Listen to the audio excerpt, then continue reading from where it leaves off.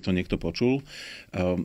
Ten príbeh toho, ako ľudia sa vzdávajú racionality, súvisí aj s tým, že svet okolo nás sa jednoducho hrozne rýchlo mení. My sme teraz na prahu ďalšej digitálnej zmeny, kedy sa opäť paradigmálne zmení všetko. My si to ešte neuvedomujeme, ako strašne sa zmení svet okolo nás, že jednoducho už nič nebude také ako predtým. A tá zmena je príliš rýchla. Ľudia ju nevedia spracovať. Je to úplne zrozumiteľné, že ju nevedia spracovať a chcem iba všetkých ubezpečiť, že nikto to nevieme spracovať. Sme v tom všetci. Líšime sa iba v miere, ale sme v tom všetci. Ale problém je, že niektorí jednoducho z titulu svojho vzdelania, z titulu svojho nastavenia, z titulu toho, ako skladajú tzv. Kauzálne atribúcie, čiže príčinnosť toho, čo sa okolo nich deje, stále hľadajú, áno, čo s čím súvisí a hľadajú nejaké racionálne argumenty. A to je vlastne príbeh posledných 250 rokov, datujúcich sa povedzme od tej francúzskej buržoáznej revolúcie, keď zvíťazilo rácio, zvíťazil rozum. Áno, zvíťazila predstava o pokroku. Stále pôjdeme dopredu. Budeme veci zlepšovať. Musia vyťaziť iba jasné fakty, obhájiteľné, argumenty, ktoré sú nevyvrátiteľné.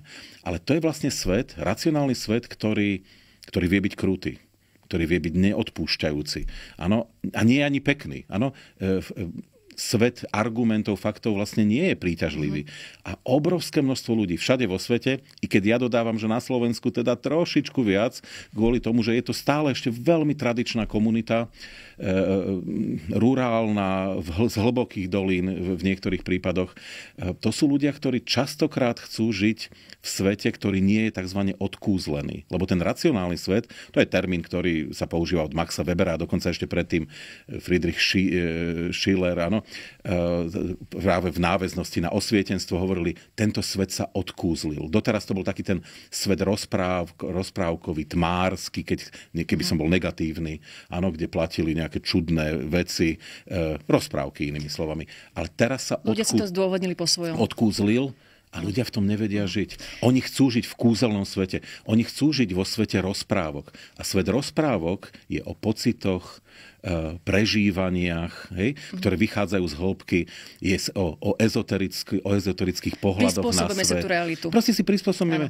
No a nedá sa to tým ľuďom vyčítať, ale čo sa dá vyčítať je, že pokiaľ tí ľudia to nedostanú v primárnej socializácii, tak v tej sekundárnej učitelia, učiteľky na základnej škole, strednej škole to už nedoženú. A tí, ktorí vzdelávajú deti? Slovami Pierra Bourdieho ľudia dostávajú nejaký typ kultúrneho kapitálu, ktorý keď prídu do školy, oni už môžu iba rozvíjať, ale už sa nedá budovať odznovu. No a tí učitelia a učiteľky môžu urobiť zázračné veci. Snažiť sa deti presvedčiť o tom, aký tento svet, ako má fungovať na základe racionálnych argumentov. Ale pokiaľ je tam základ, ktorý je iný, už s tým veľa neurobia. Hej, a znovu sa zreprodukuje tento kúzelný svet rozprávok a ľudia v ňom vlastne mnohí žijú.